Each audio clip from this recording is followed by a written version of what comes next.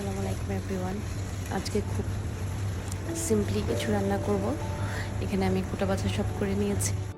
রান্নার পরে এই যে রান্নাঘরটা যখন এরকম নিট অ্যান্ড ক্লিন দেখি তখন কী যে ভালো আর কী যে শান্তি লাগে। যাই হোক, রান্নাটা শুরু করা যাক। প্রথমে লাল শাক ভাজির জন্য আমি চুলে একটা কড়াই বসে তাতে কিছু তেল দিয়ে পেঁয়াজ, রসুন আর 3টা কাঁচামরিচ দিয়ে ভেজে নেব। সেগুলো ব্রাউন হয়ে আসা পর্যন্ত ভাজার পরে লাল শাকগুলো দিয়ে দিলাম।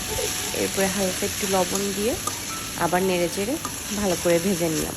শাকগুলো ভালো মতো সিদ্ধ হওয়া পর্যন্ত বারবার নেড়ে চেড়ে ভাজতে থাকলাম। এই লাল শাক ভাজির মতো ইজি ভাজির রেসিপি আর মনে হয় না কিছু আছে। যাই হোক, আমার ভাজি হয়ে গেল।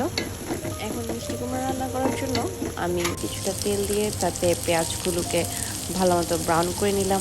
এরপর তাতে চিংড়ি মাছগুলো দিয়ে ভালো করে ভেজে নেব। ভাজা হয়ে আসলে তাতে একটু পানি দিয়ে দিলাম। পানি দেওয়ার পর আবার একটু নেড়ে চেড়ে ভেজে নিচ্ছি।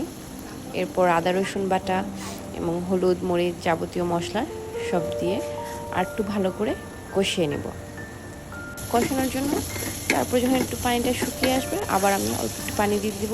আমার কাছে মিষ্টি কুমড়োর ভাজির থেকে এভাবে চিংড়ি দিয়ে রান্না করাটাই বেশ ভালো লাগে। এই পর্যায়ে কষানো হয়ে গেলে আমি মিষ্টি কুমড়োগুলো দিয়ে দিলাম। দিয়ে ভালো করে এপাশ ওপাশ করে নেড়ে চেড়ে দিলাম।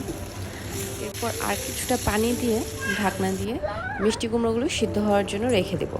এদিকে মিষ্টি কুমড়ো সিদ্ধ হতে হতে আমি চুলাটা মুছে নিচ্ছি। চুলা মোছা ইজ এ মাস্ট থিং।